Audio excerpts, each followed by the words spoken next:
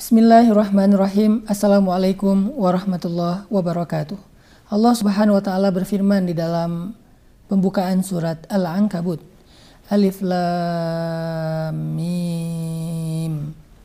Ahasiban nasu an yutraku an yaqulu amanna an yaqulu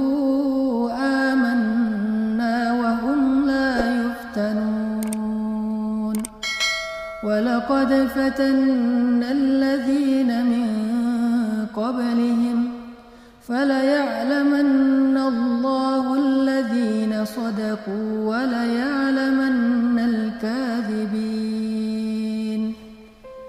Yang artinya Alif Lam Mim. Apakah manusia mengira akan dibiarkan saja mengatakan kami telah beriman, mengatakan kami telah menjadi muslim, mengatakan kami adalah hamba Allah, wahum la yuftanun, sedangkan mereka tidak lagi diuji. Walaqad fatannal ladzina min qablihim, padahal kami telah menguji orang sebelum mereka.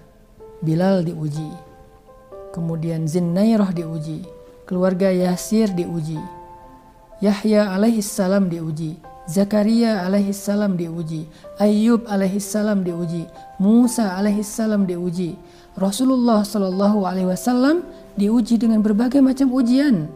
Walaqad fatannal ladzina min qablihim, sungguh kami telah menguji orang-orang sebelum mereka.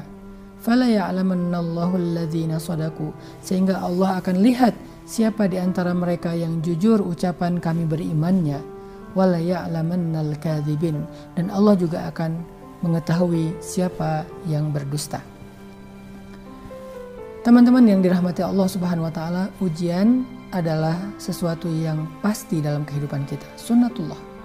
Seseorang ada yang diuji karena Allah ingin menghapuskan dosanya, karena Allah ingin mengangkat derajatnya. Maka ujian ini menjadi sesuatu yang baik bagi dia. Tetapi ada juga orang yang diuji diberi musibah karena Allah ingin menghukumnya. Maka ujian atau musibah ini adalah sesuatu yang buruk bagi dia. Sehingga ketika kita sudah banyak beramal solih, jangan sampai kita salah faham lalu kita mengatakan, kenapa Allah masih menguji saya? Kenapa Allah masih memberikan saya musibah? Kenapa Allah masih memberikan saya kesulitan? Apalagi yang kurang dari saya? Padahal orang-orang sebelum kita jauh lebih soleh dari kita, jauh lebih istimewa dari kita, dan bahkan di antara mereka ada kekasih Allah yaitu Rasulullah. Ternyata mereka pun mengalami ujian yang jauh lebih berat daripada apa yang kita alami.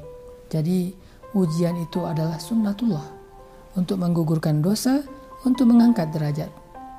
Coba kita renungkan bagaimana ilustrasi atau analogi ketika seseorang punya penyakit di tubuhnya, punya kanker, punya tumor, punya luka, punya sesuatu yang tidak baik di dalam tubuhnya. Lalu kemudian dia datang ke dokter, dia minta, dokter obati saya.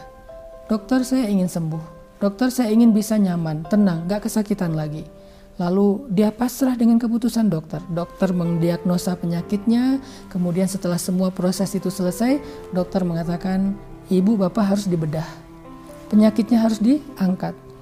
Yang sudah gak bisa lagi dipertahankan harus diamputasi.